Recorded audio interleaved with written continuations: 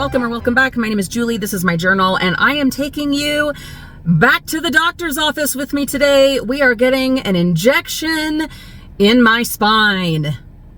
I'm excited. I hope you are excited. It's gonna be an adventure. Good, bad, or somewhere in between. Hopefully it's good. Hopefully it's helpful. I'm bringing you along for it either way. Let's get in there. I'm on the table. I'm ready to get this done. Today it's a Caudal epidural injection of steroids, as far as I understand. So this is going to be different than what we have been doing with my joints. I'm just here with pillows, with a show queued up to keep myself busy, ready to get this done, hoping I'm not putting too much hope into this procedure. Okay. The actual procedure, which Caudal epidural steroid injection, the actual procedure, not bad. Not bad. The worst parts, the numbing was unpleasant, but not the worst. Not as bad as getting the numbing, excuse me, in my elbows. Sorry if there's going to be coughing and sneezing and sniffling. We are surrounded by wildfires, and you guys know my allergies. So that's just, sorry. I'll try to limit it, but it is what it is. So the numbing, not so bad. Then when he was actually putting in the stuff, the steroid, lots of pressure. Lots of pressure. Had to breathe through that, but I was able to chit-chat through the numbing. So that was nice. Then the pressure, that was unpleasant, but not unbearable, and not even remotely close to as painful as the stuff in my elbows and hips. So, so that's nice. But he warned me that I should sit for a little bit to let it kind of settle, because he warned me that it makes your legs feel really heavy and, you know, just off. And that's true, it did. But I was kind of in a hurry to get out of there and get, you know, and as usual, being a little too stubborn, independent, whatever. So by the time I got out to the desk to schedule the next thing we're going to do and to get a referral for this other thing that I'll explain in a minute, and the doctor had left and gone to the next patient, a few minutes later, I just had this overwhelming nausea. So they gave me a barf bag and then asked me to go sit in a room and, you know, sit or lie down or whatever. And I just sat and, you know, put my head between my legs and breathed through it. And it was so strange. I had, you know, when you have the flu and you'll get the waves of heat and then cold and chills, that's what's going on. It has calmed down a teeny bit, enough that I'm like, okay, I just want to go home. I just want to go home. If I'm going to have to lie down, I want to do it at home. I don't know if that's a normal reaction to it, so I don't know if I can tell you to expect that. I'm just telling you that's my experience, which is what I do here, especially when it comes to anything health journey related. I can't give you medical advice or anything. I can just tell you my experience, how that was, what I found that helped me. That's what I'm doing here, okay? So I'm still incredibly nauseated, just incredibly nauseated. I'm regretting having coffee before this. That I think maybe contributed. So if you're gonna have it done, maybe don't have your coffee that morning. If you have coffee with creamer, just maybe don't do that. I don't know. I don't know that I'd go in on an empty stomach either, because like I had some almonds, you know, getting my protein. Just really nauseated. I'm not in any great pain. I have a headache, but I'm not in great pain where the procedure was actually done. And in fact, as I'm sitting here, is amazing, my right butt cheek doesn't hurt. And that's fantastic. We've gotten to the point where it's not just if I've been walking a whole bunch or sitting a whole bunch that part, that the sciatic nerve, whatever, has affected. We're at the point where I'm now waking up, the last 2 days, waking up with that hurting. And that's not good. I'm not cool with that. You know, that really limits life. But right now, because the numbing medication, I don't feel it at all. And that's amazing. That's amazing. And that gives me hope that this procedure will be helpful. So we're going to see how it goes. I can ice it if I need to.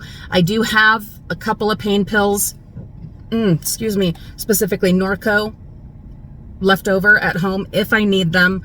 Hopefully I don't, but I'm gonna have some ice on it, and then it should be tender, whatever, because of just the procedure itself, a couple of days, but hopefully shouldn't be too bad. I will update you on that, of course. Then the other things that we discussed, so I had that other steroid injection in my tailbone. Sorry, I'm trying to get less of the steering wheel in here. I had the injection in my tailbone a few weeks ago because we found out through x-ray that my tailbone has been pushed out, most likely by the delivery of my youngest daughter that was so traumatic and terrible for both of us. There is surgery you can do to try to lay that back down if you try a million other things and that doesn't work. I have no desire for surgery. We are doing everything we can now to avoid any more surgeries on this at all. So that's not even an option to me. Not even an option. But he did tell me about it, so I know it exists, right? But he's not pushing for it. I'm not pushing for it. We're trying other stuff. So I had that injection, and I do think it helped. I think that I wouldn't have gotten through our road trip that my husband and I went on for our anniversary without the injection, but maybe the road trip was too soon after the injection.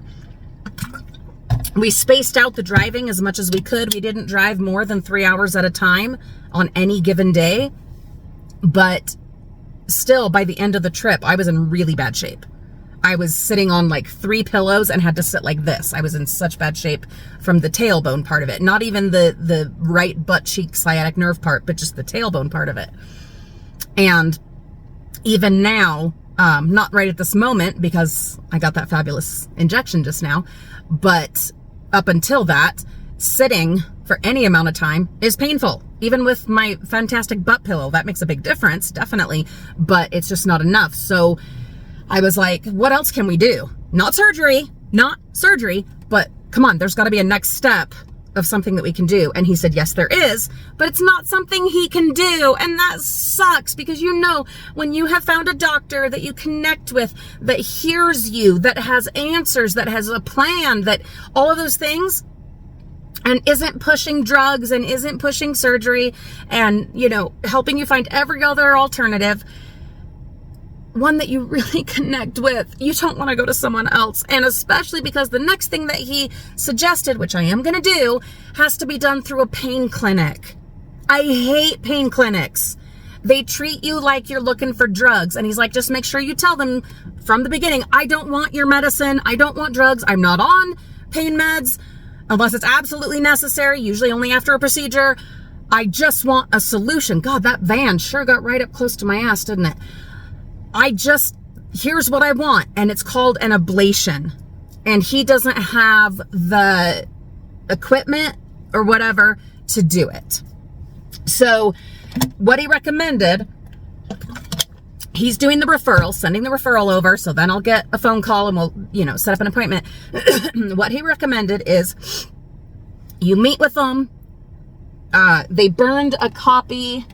When's the last time you saw a CD or a DVD? They burned a copy of my x-rays that show that I'm a monkey now and have a tail of a tailbone. And tell them, these are the things we've done. We're not looking for pain meds. We're not looking for any of those things. We're looking for solutions, next step solutions in between now and a surgery, things that we can do, And the one that he recommends and that we are going to ask them for is an ablation. And what that is, the only time I've ever heard that term is like in regards to your uterus and like your uterine lining to help with like period cramps and stuff, which is not a thing I don't have a uterus anymore. So, but that's the only frame of reference that I have for an ablation. But this one, it is to essentially, as I understood it, to deactivate a nerve. one, like a nerve that's there. I'm a little nervous about that because it's like in your spine. It's like your tailbone. But I'm at that point of, you know, you get so desperate that the pain, the discomfort is making you crazy that you're like, okay, fine. You're going to do that. Then let's do it. That, if that might help, it might help. I'm willing to try it, you know? So we'll schedule that. And I don't know what that entails. I don't know what the apparatus, the procedure, I don't know. I'll let you know, of course. But they'll shut down that nerve, which hopefully will help. And we'll see. That'll be in the next few weeks. Then the final thing that we got set up today. So, you know, we've been doing the wet needling in both elbows. We tried prolotherapy in this elbow. Oh, we've also done the wet needling in both hips. I do feel like it has helped the hips a lot, and it's significantly helped this elbow. But this one, as I am left-hand dominant, it's just not responding. So I went back to the massage therapist, and she worked on it and gave me homework, and we have started scraping it quite vigorously. I do it every other day on my own with the, you know, back of a butter knife, and we found that it is just riddled with scar tissue in this area. And so I asked him. He was fully supportive of the, you know, do the scraping and see if that helps the, you know, the other things we do with the wet needling. Let's see if that helps it be more responsive by working on that scar tissue while saving up for the PRP, which is out of pocket, have to pay for out of pocket. And it's going to cost about $1,000. To keep doing that. And I said, okay, I'm going to keep doing that and working with the massage therapist, which I do pay out of pocket, and working on it on my own every other day.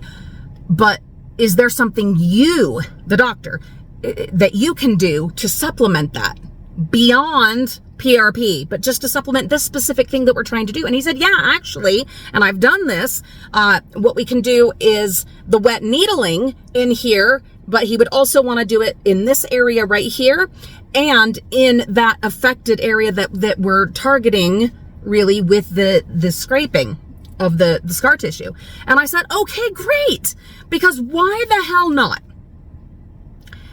I feel like we are in a season in my life, with my body, with my health, we just got to throw every damn thing at the wall. Not everything. I mean, things that make sense and things that the insurance will cover and things that I can do on my own or reasonably afford to pay out of pocket for, that also bring other benefits, like the massage. You know, she beats the hell out of me, but it brings lots of benefits to my entire body and mental well-being, and also helps with these problems.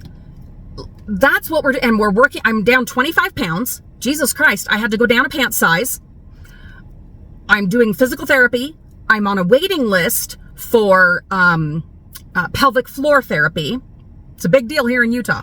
Lots of women having babies and stuff getting messed up. So there's quite a waiting list for the one that my insurance will cover. I'm doing all the stuff. I'm doing the other physical therapy that was recommended to me on my own. Doing a good job of it. Pretty proud of that. And eating better. Drinking my water. I've always been good at drinking water, but I'm doing the stuff. And that was part of what I asked him. I'm like, here's all the things that I'm doing and that we're doing. What else, you know, can I be doing? What else can we do that I am not already doing to help this situation? And, you know, that was a big theme, excuse me, of our entire conversation. What else can we do? And so we're just going to, you know, add these other things, the ablation, the working in this area that we've not done before. And by doing all of that and the injection we did today, for the next 6 months, we're just throwing everything that makes sense at the wall. Just really going at it to see if we can turn things around, make some vast improvements in my life. Here's the bad news. If you're still watching this video at this point, 1, thank you. I appreciate it so much. 2, if you're still watching, in the comments, put, but what about the trips? I know that's kind of a big thing to write, but please do. But what about the trips? Or just put the trips. If you're still here with me, let me know in the comments. But what about the trips? Or just put the trips.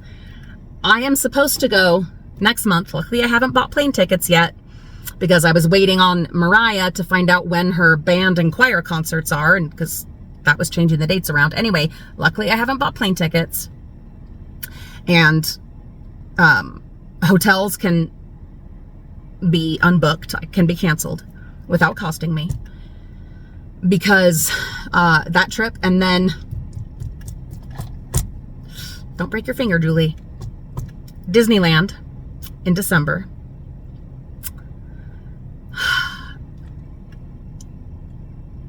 I am very seriously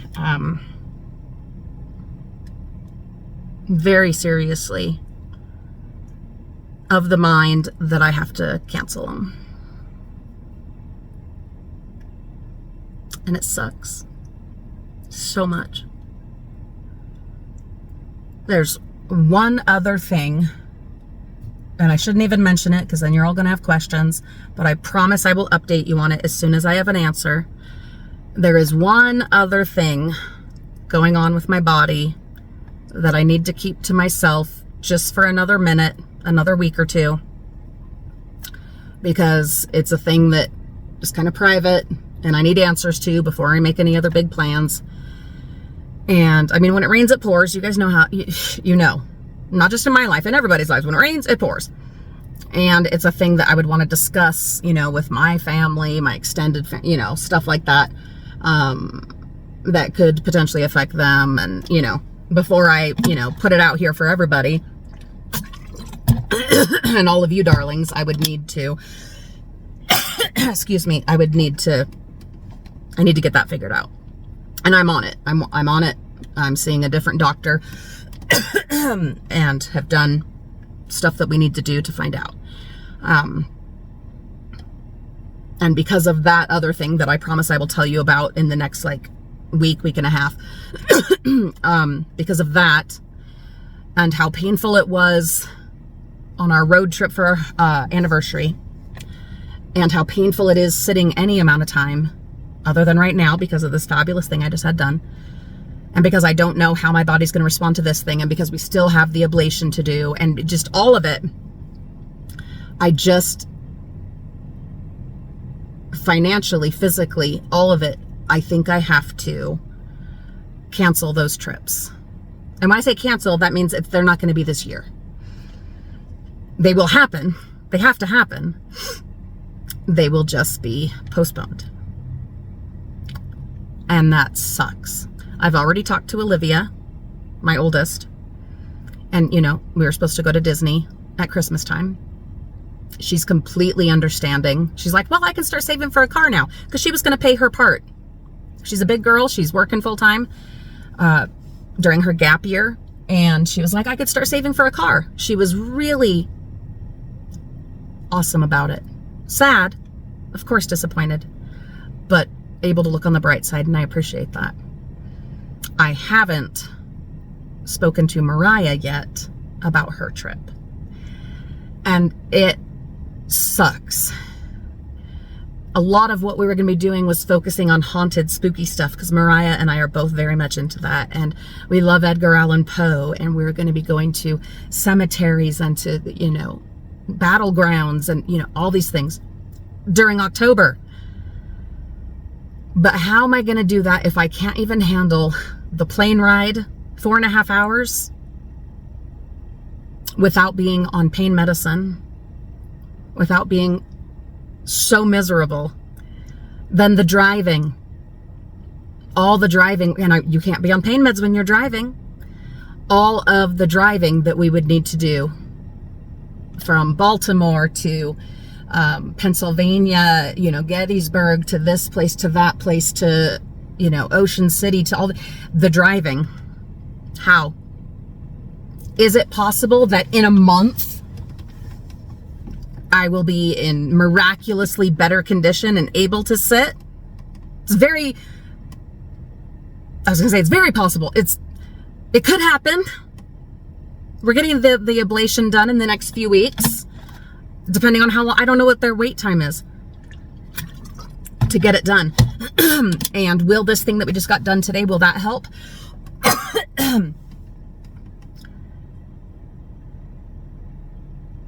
Realistically, that's a huge risk to take financially and physically, to go and spend a few $1,000s on this dream trip with my baby, which I do these in rotation. I have three kids, and each year I take one of them on a dream trip to make these memories and all of that. But if mama is gonna be miserable, or have to be on pain meds, or these things don't work, or they haven't had enough time to take effect, what kind of trip is that gonna be?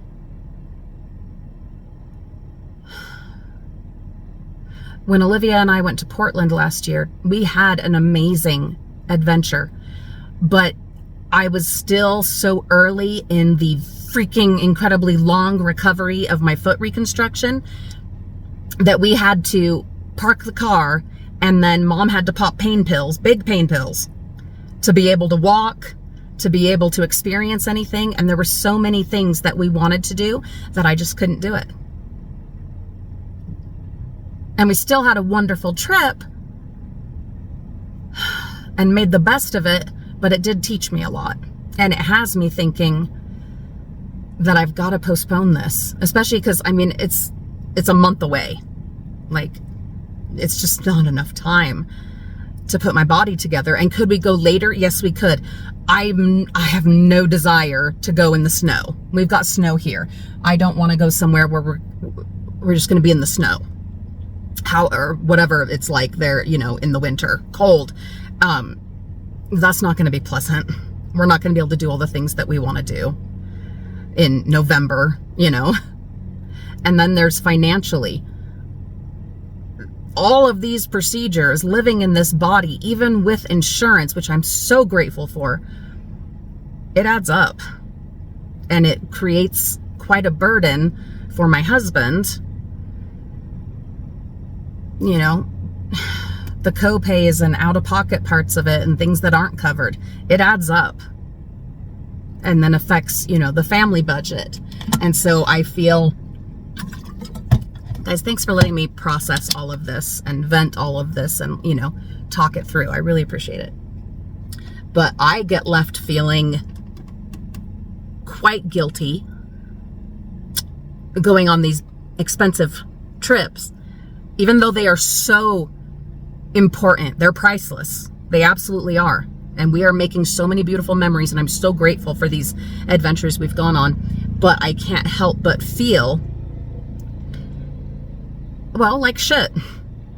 Whether that's, silly or not, warranted or not, that is how I am left feeling, where my husband gets to pick up the tab, if you will, the burden of all of these procedures and these whatever, while I use the limited funds that I bring in to go on vacation. You know what I mean? Like, do you see what I'm saying? Whether it's valid or not, it's what I'm feeling, okay? And this is my journal.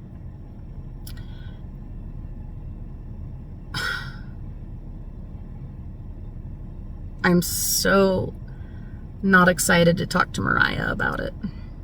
And then not only that, that pushes next year's trip back. Next year is Reagan, my son's turn, and we're supposed to go to Alaska.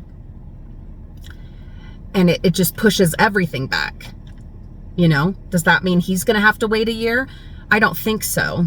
If we do things right, if we do it the way that I'm hoping, where we're bringing out all the big guns and we are going at it on this health improvement journey, losing the weight, doing these different injections, being on the right medications, trying to slow down the progress of degeneration, doing all these things that we're doing.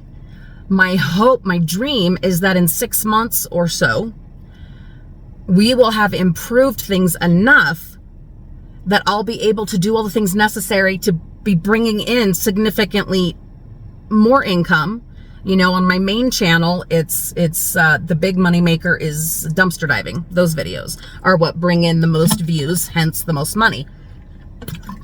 Those are very hard for me to do right now. I do what I can, the best I can, especially for my Patreon members. Hallelujah for my Patreon members. But I promised them, and sometimes I'm able to keep this promise, 2 dumpster diving videos a month, and I got to do my best to make that happen. But that's very hard for me to do right now. So if your biggest money maker is physically very difficult, well, you're not doing that. So then your income is down. And so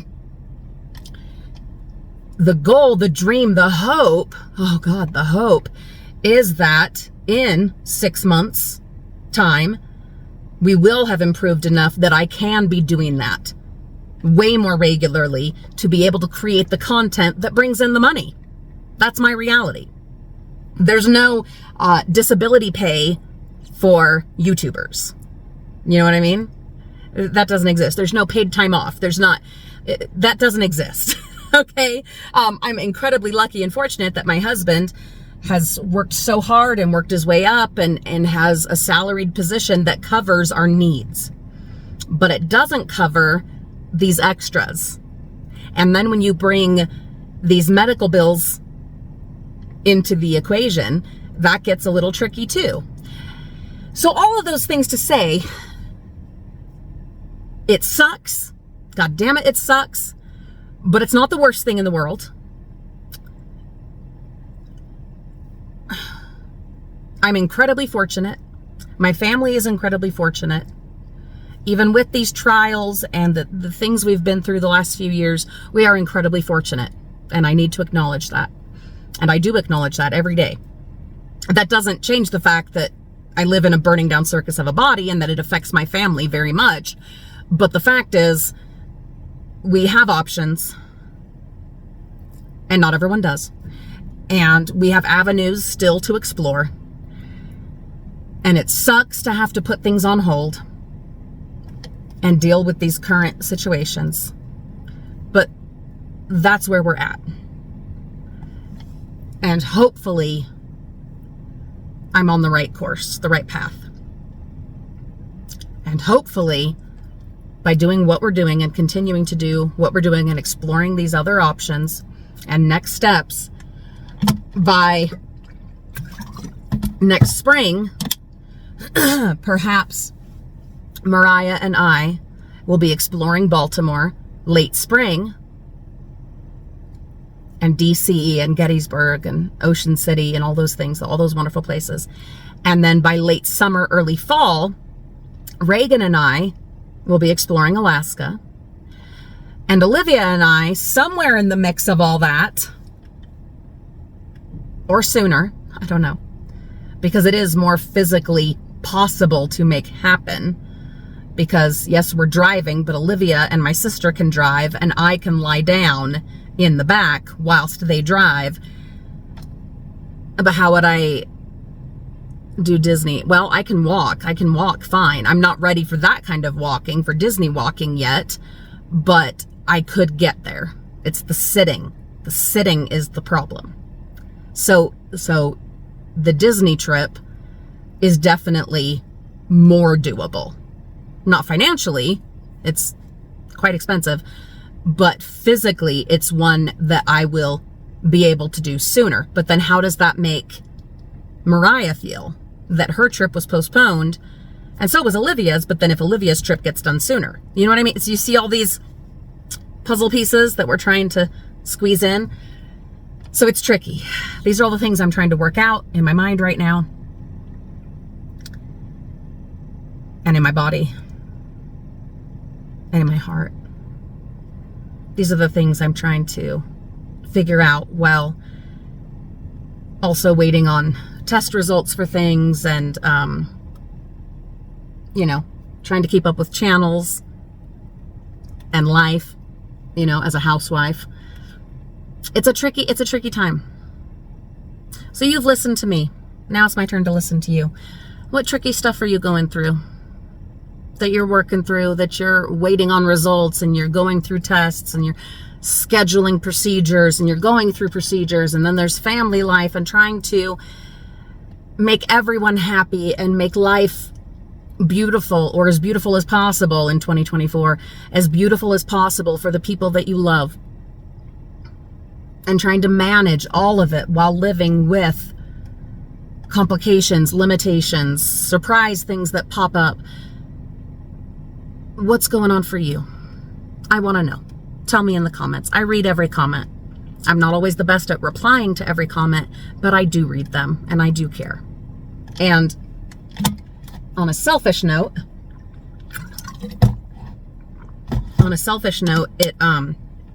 it really helps to hear about other people's problems and to talk about other people's problems and to think about other people's problems and support other people in their problems.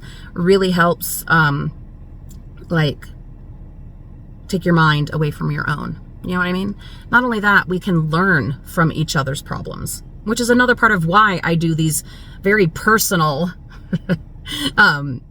journaling videos, taking you along for all this shit, because it is very personal stuff.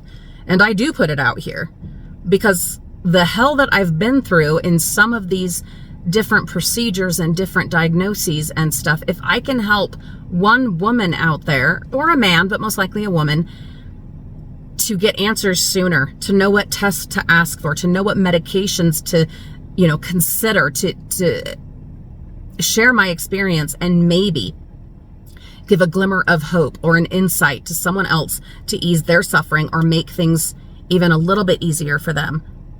God, then it's worth putting all this shit out here.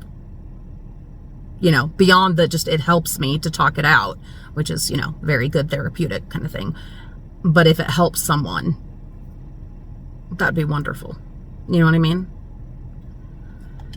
It helps to share and to appreciate what other people are going through.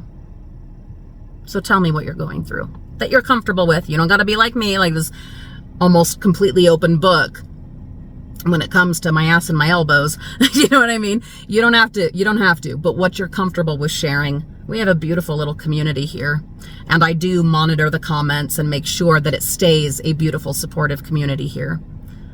So let's support each other. And thank you for supporting me through all this. And I will keep you in touch. I feel like I'm doing a much better job of that now with the journaling and stuff. Ooh, the nausea is coming back up. I need to go home and lie down. I got this with me. Gonna ice my ass and just kind of take it easy the rest of the day as much as I can. And I'll let you know how this is all going, and the other stuff that's going on, I'll let you know.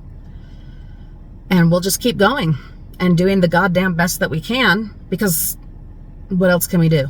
You know what I mean? Because I'm not giving up, and I hope you're not giving up, because we're going to keep going, and the magic is still out there, and there's still the good, and there's still the happy. Sometimes it just, you know, there's some bumps in the road, and we have to navigate those. So let's navigate them together. God, ooh, yeah, the nausea, ooh.